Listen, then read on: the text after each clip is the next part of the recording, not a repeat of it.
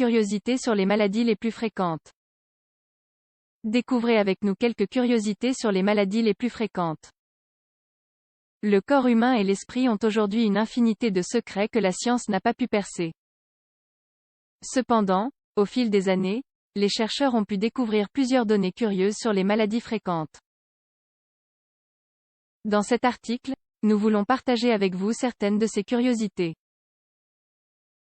Nous sommes sûrs que plus d'une d'entre elles vous laissera bouche bée. Vous êtes prêts? C'est parti!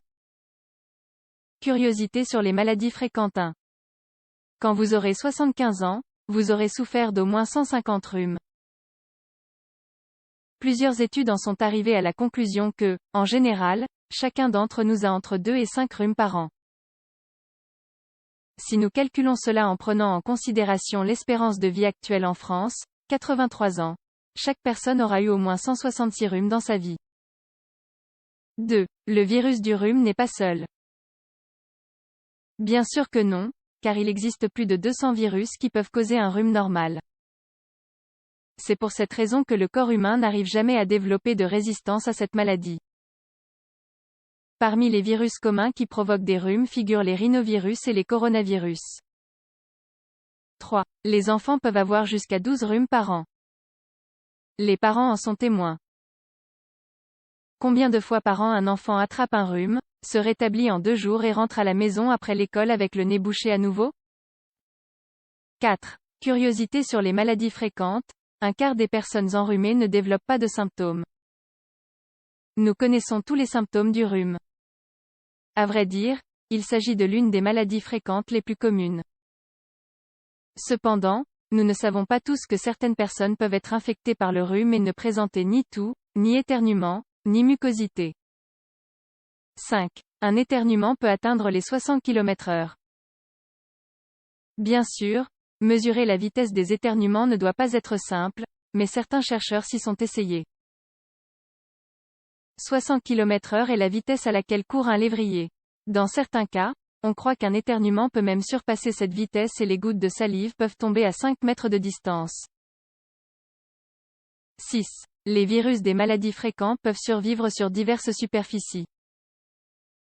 En éternuant, nous diffusons le virus autour de nous et il peut se maintenir actif sur différentes superficies. Par exemple, le virus de la grippe survit 24 heures et celui du rhume, jusqu'à 7 jours. Vous comprenez maintenant pourquoi il est si important de se couvrir la bouche avec le coude en éternuant? Ainsi, vous évitez de contaminer d'autres personnes. 7. La grippe est en évolution perpétuelle. La grippe est l'une des maladies fréquentes dont nous souffrons le plus au cours de notre vie. Vous devez sûrement savoir qu'il existe 3 classes de grippe. A. La plus virulente, qui affecte les humains et les oiseaux. B.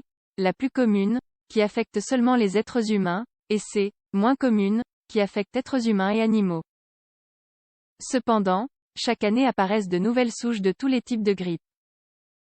C'est pour cette raison que les vaccins ne peuvent pas toujours nous protéger et que nous finissons par tomber malades. 8. Au siècle dernier, le monde a connu plusieurs épidémies de grippe. Aujourd'hui, la grippe est une maladie fréquente à laquelle nous ne prêtons pas forcément attention. Cependant, comme nous l'avons déjà vu, elle est extrêmement contagieuse et se transmet par le biais de la salive. De plus, elle peut générer des complications telles que la pneumonie. La grippe espagnole a duré de 1918 à 1919 et a affecté 40% de la population mondiale. De fait, elle a ôté la vie à approximativement 50 millions de personnes partout dans le monde. Malgré son nom, elle n'a pas démarré en Espagne mais aux États-Unis. Curieux. Non, la grippe asiatique prend ses racines en Chine en 1957 à cause de la mutation du virus qui touchait des canards sauvages, qui s'est combinée avec une souche humaine. La grippe de Hong Kong a fait approximativement 1 million de victimes. Grâce aux avancées technologiques, on a pu développer un vaccin qui a évité de plus grandes pertes humaines. Le grippe porcine de 1976 a causé plus de 12 000 victimes et généré une vague de panique au sein de la population, car le virus était similaire à celui de la grande épidémie de 1918, la grippe aviaire. Une première épidémie a eu lieu à Hong Kong en 1997. Le virus a été identifié comme le H5N1. Après avoir été contrôlé, il est réapparu en 2003 en Asie et en Europe. Comme vous le voyez, même si nous savons comment agir face aux maladies fréquentes, il existe beaucoup de données que nous ne connaissons pas. Nous espérons vous avoir surpris avec certaines de ces curiosités. À bientôt.